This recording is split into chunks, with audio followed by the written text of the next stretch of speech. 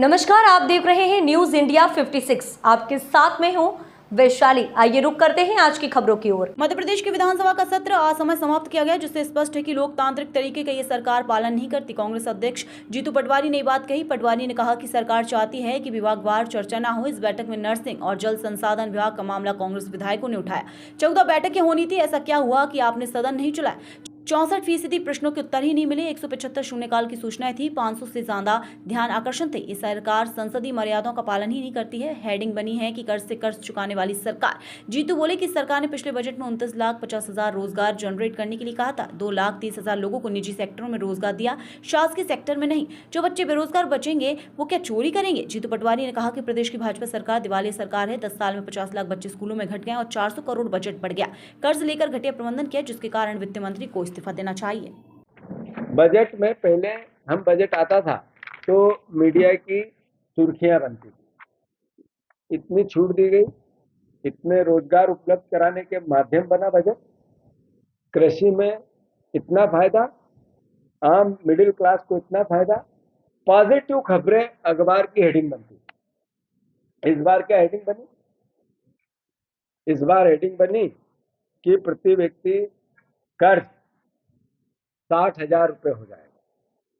इस बार हेडिंग बनी 90,000 करोड़ रुपया इस साल एक्स्ट्रा कर्ज लेना पड़ सकता है। 88,000 करोड़ रुपया इस साल कर्ज लेना पड़ सकता है।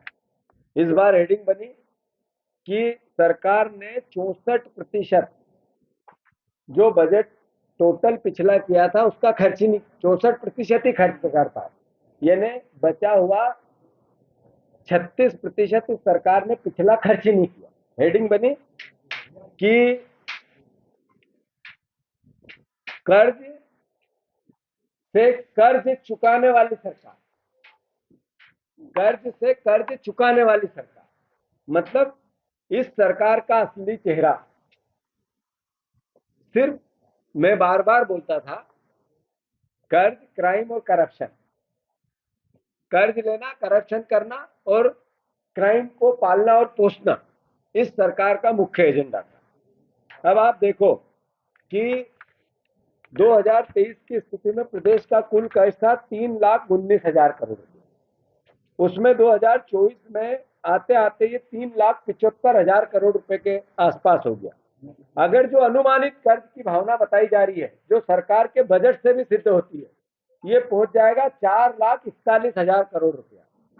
तो अल्टीमेटली प्रति व्यक्ति 60,000 रुपए के कर्ज में होना है इस सरकार का, जो आज पैदा होगा और जो आज जिसकी मृत्यु होगी। सवाल ये है कि एक सरकार का उद्देश्य क्या होता है कर्ज लेने का या बजट का? कि जनता की जन सुविधाएं बढ़े, आधारभूत विकास हो, बच्चों को रोजगार मिले और साथ ही साथ अल्टीमेटली समृद्धि आए। पर रोजगार की अगर एक पैरा पकड़ ले, एक क्षेत्र पकड़ ले रोजगार का, इस सरकार ने पिछली बार जब बजट आया था उसमें 29,50,000 रोजगार जनरेट करने की बात की थी और 15.42 लाख रुपए का करोड़ रुपए का 42,000 करोड़ रुपए का पूंजी निवेश आएगा प्रदेश में, जिससे जनरेट होंगे 29,50,000 रोजगार। मध्य प्रदेश में लगभग 35 लाख या 33 लाख इस तरह के बेरोजगारी के पंजीयन होते हैं।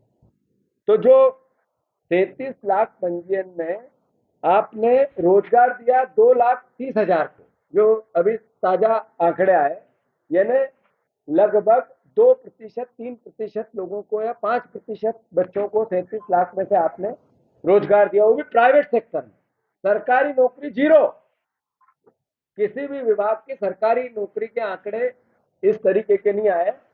मैं आप सबसे अनुरोध ये करना चाहता हूं इस पूरी भावना का कि अब जब 3 लाख, इस सरकार ने 3,65,000 करोड़ रुपए का बजट की बात की इस बार, ये पिछली बार की बात की थी, तो इन्होंने 63,000 करोड़ रुपए के निवेश की बात और 4 लाख रोजगार जनरेट होंगे इसकी बात। मतलब पहले पिछली बार जो रोजगार के कार्यालय का पंजीयन था 35 लाख, उसमें से दिए 2 लाख को, बचे 33 लाख, उसमें से 4 लाख रोजगार जनरेट करेंगे। इसका मतलब जो 30 लाख बच्चे बेरोजगार होंगे ये क्या चोरी करेंगे? इसके लिए सरकार का क्या प्रोविजन? और फिर ये बजट बढ़ाया क्यों गया?